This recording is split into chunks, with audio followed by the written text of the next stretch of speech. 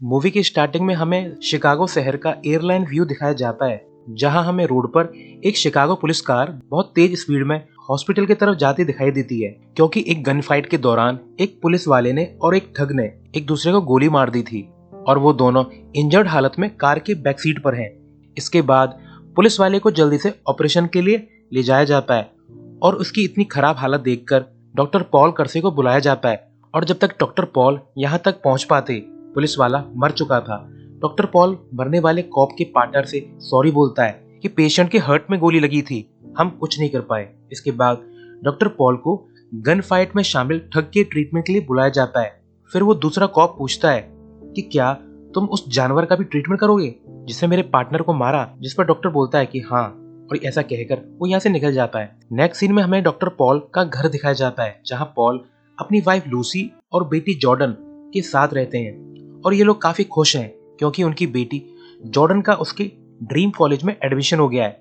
फिर पॉल और लूसी अपनी बेटी का फुटबॉल मैच देखने जाते हैं। वहां एक आदमी मैच देखकर काफी भड़क रहा होता है, तो पॉल उसे शांत कराने की कोशिश करता है, मगर वो आदमी उल्टा पॉल पर ही चढ़ बैठता है, मगर लूसी पॉल को वहां से ले जाती है। इसके बाद हमें एक रेस्टोरेंट दिखाया जाता है जहां पॉल की फैमिली और पॉल का भाई फ्रैंक ब्रेकफास्ट कर रहे थे। जॉर्डन फ्रैंक को बताती है कि आज डैडी एक आदमी से भिड़ गए, अगर ममा ने नहीं बचाया होता तो शायद डैडी की पिटाई हो जाती। लूसी भी कहती है कि मेरा तो उस आदमी को पंच करने का मन कर रहा था। फ्रैंक बताता है कि जवानी में मैं और पॉल दोनों खूब फाइट किया करते थे। इसके बाद फ्रैंक पॉल से $2000 मांगता है अपना कर्जा चुकाने के लिए, जिसके लिए पॉल मान जाता है। इसके बाद कार को पार्किंग एरिया से निकालकर लाने वाला आदमी डॉक्टर पॉल की कार से पॉल के घर का एड्रेस निकालकर एड्रेस का फोटो ले लेता है। एक इवनिंग लूसी केक बनाने की तैयारी कर रही थी, तो वो जॉर्डन से कहती है कि बेटा ऊपर वाले रूम से मेरा आईपैड ले आओ, मुझे केक रेसिपी देखनी है। जब जॉर्डन आईपैड लेने जाती है तो हम देखते हैं कि घर में एक आदमी छुपा हुआ है और लूसी को भी शक हो रहा है कि कुछ तो गड़बड़ है, क्योंकि उसे फर्श पर जूतों के निशान दिखाई देते हैं जो कि इनकी फैमिली में से किसी के नहीं थे, यानी घर में कोई और भी है। लूसी घबराकर कहती है कि जॉर्डन इसी वक्त नीचे आ जाओ, और हम देखते हैं कि जॉर्डन के पास वाले वॉशरूम में भी एक आदमी छुपा हुआ है और वो आदमी जॉर्डन को पकड़ लेता है। तो लूसी जॉर्डन की चीख सुनकर अपने फोन से पॉल को कॉल करने वाली थी कि वहां पर गुंडे जॉर्डन को लेकर आ जाते हैं और लूसी को फोन अलग रखने के लिए कहते हैं। इन नकाबपोश आदमियों का लीडर नॉक्स है। वो लूसी से कहता है कि जल्दी से घर की सेफ को खोलो वरना हम जॉर्डन को चोट पहुंचाएंगे। इन गुंडों में से एक आदमी जॉर्डन के साथ छेड़छाड़ करने की कोशिश करता है, मगर दूसरा गुंडा बोलता है कि नॉक्स का ऑर्डर है कि कोई फालतू काम नहीं करेगा, और इस सब में इन दोनों में बहस भी हो जाती है।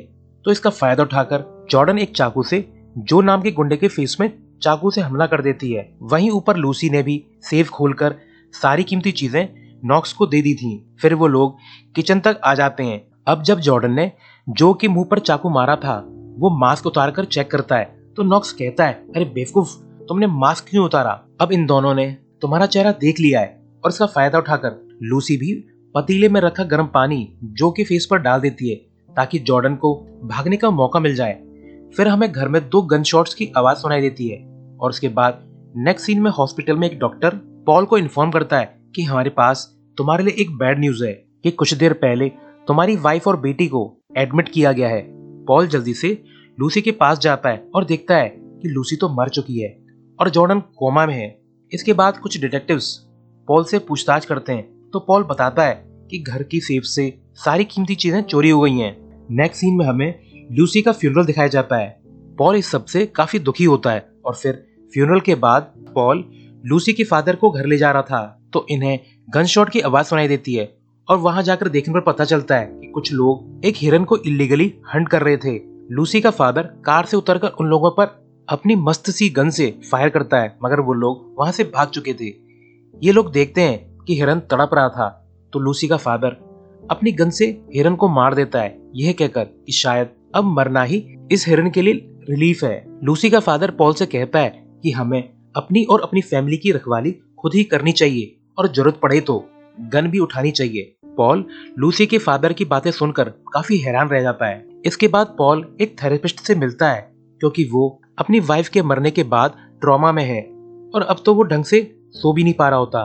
फिर कई दिन ऐसे ही बीत जाते हैं जिसमें पॉल अपनी फैमिली के फेवरेट रेस्टोरेंट जाकर टाइम बिताता है। ऐसा लगता है कि पॉल अपनी लाइफ अतीत में जीना चाहता है और पास्ट से बाहर निकलना ही नहीं चाहता। एक दिन पॉल घर लौट रहा था तो वो देखता है कि दो ठग्स एक लड़की को छेड़ रहे हैं। जब पॉल उन्हें रोकने की कोशिश करता है तो वो दोनों पॉल के पास आकर पॉल की खूब तोड़ाई करते हैं। इसके बाद पॉल अपने घर पर टीवी देख रहा होता है जिसमें एक लड़की गन से टारगेट प्रैक्टिस कर रही थी और फिर अपने गन स्टोर का प्रमोशन कर रही थी।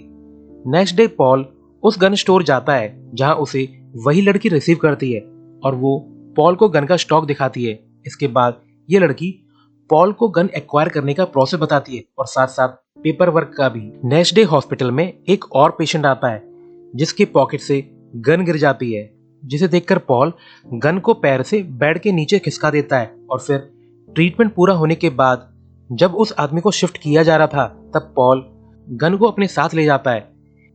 इसके बाद हम देखते हैं कि पॉल वीडियो चलाकर गन को डिसेंबल करना, असेंबल करना, गन साफ करना और बुलेट डालना वगैरह सीख रहा होता है। और फिर पॉल एक सीक्रेट जगह जाकर गन फायर करना सीखता है और धीरे धीरे उसका निशाना भी अच्छा होता जाता है। पॉल और उसका भाई फ्रैंक जॉर्डन को देखने जाते हैं और जॉर्डन की ऐसी हालत देखकर पॉल काफी गुस्सा होता है कि मेरी बेटी की यह हालत है और उसे ऐसी हालत में डालने वाला आजाद घूम रहा है। और पॉल अब डिसाइड करता है कि वो अपनी फैमिली का बदला खुद ही लेगा और क्राइम से फाइट करेगा।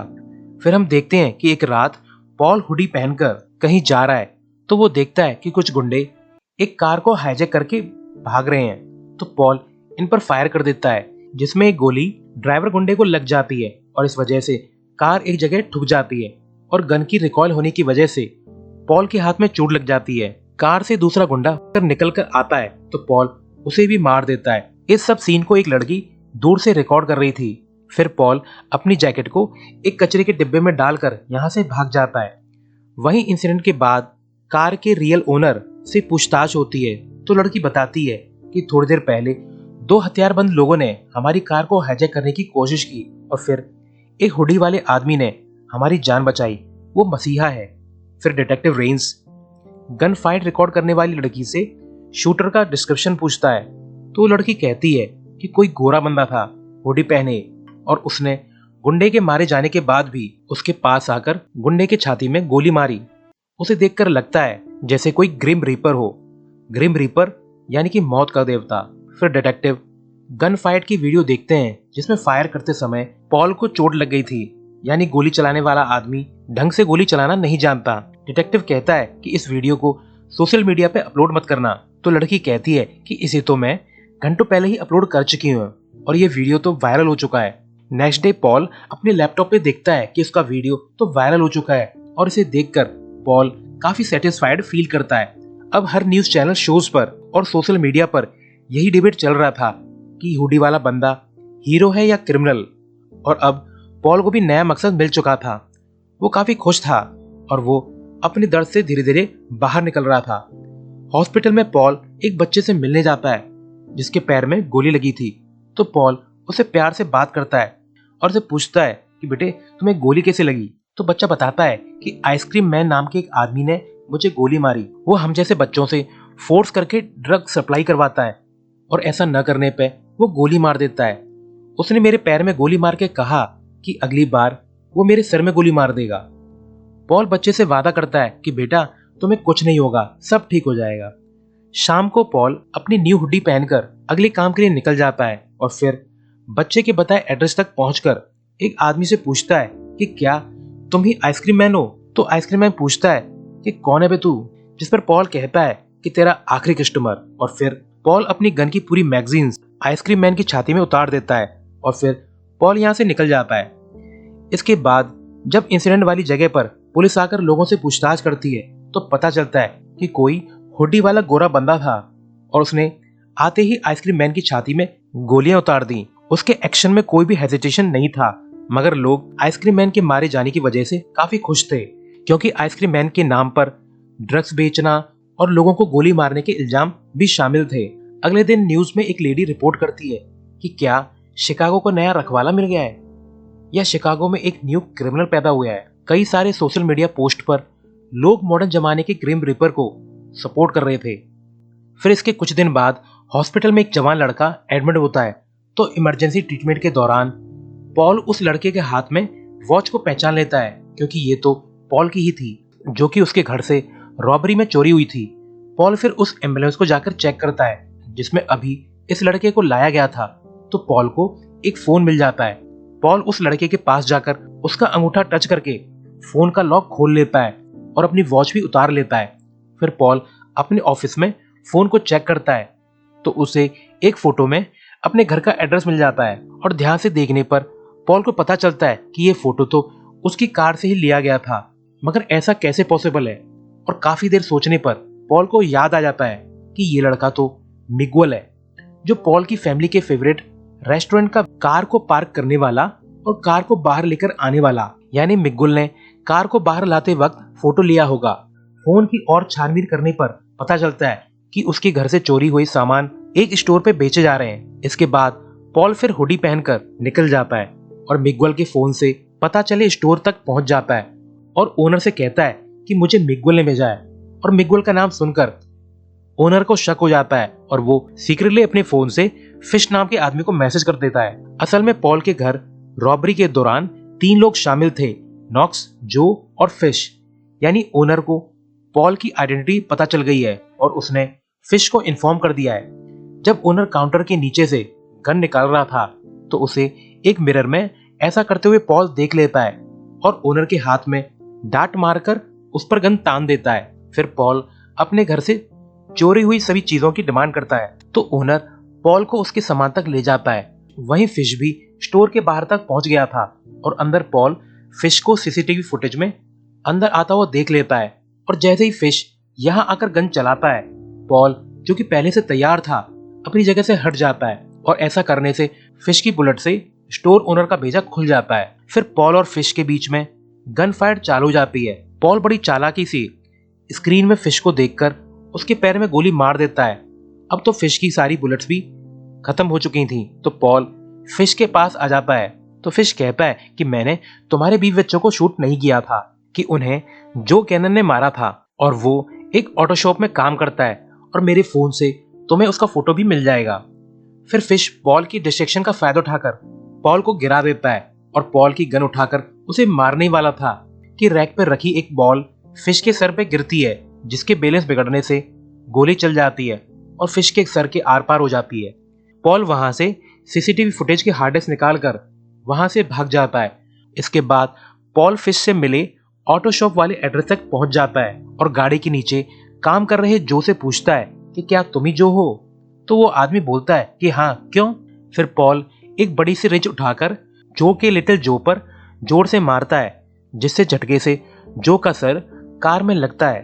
फिर पॉल जो को एक कार के नीचे बांध देता है और कहता है कि तुम्हें पता है मैं एक डॉक्टर हूं और मुझे पता है कि कहां और कितने काटने से सबसे ज्यादा दर्द होता है। और फिर पॉल जो को कट करके काफी टॉर्चर करने लगता है।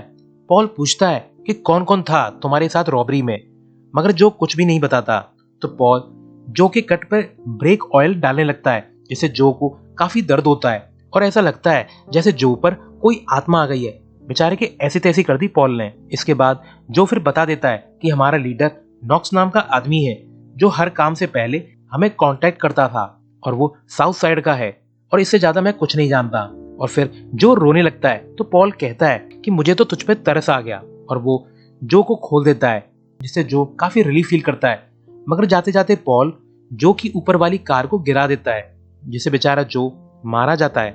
नेक्स्ट सीन में हम देखते हैं कि डिटेक्टिव रेंस पॉल के भाई फ्रैंक से मिलता है और कहता है कि तुम्हें मालूम है कि तुम्हारे भाई के घर हुई चोरी में शामिल 2 लोग मारे जा चुके हैं।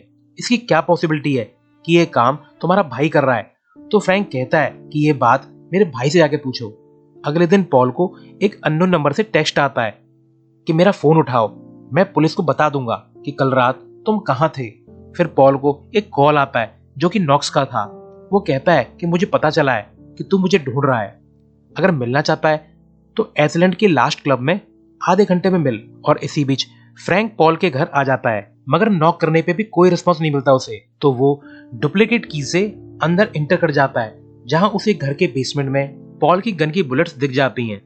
वहीं पॉल हुडी पहनकर नाइट क्लब पहुंच जाता है और नॉक्स को कॉल करता है, जिससे उसे एक वॉशरूम के अंदर फोन की रिंग सुनाई देती है तो पॉल वहां शूट करता है, मगर अंदर कोई नहीं था, खाली फोन रखा हुआ था। मगर तभी दूसरे वॉशरूम से निकलकर नॉक्स पॉल पर गोली चला देता है और इन लोगों में गन फाइट होती है। मगर यहाँ काफी लोग थे तो पॉल बिजली वाले सर्किट को उड़ा देता है और अंधेरे में भीड़ के साथ निकल जाता है। नेक्स्ट सीन में नॉक्स हॉस्पिटल पहुंच जाता है और अपना ट्रीटमेंट कराता है। जब डिटेक्टिव रेंस नॉक्स से पूछताछ करते हैं तो नॉक्स झूठ बोलता है कि मैं भी बार में था।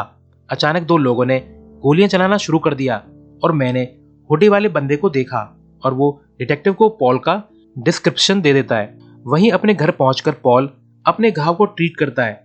जब पॉल बेसमेंट में जाता है तो देखता है कि वहां पर फ्रैंक मौजूद था।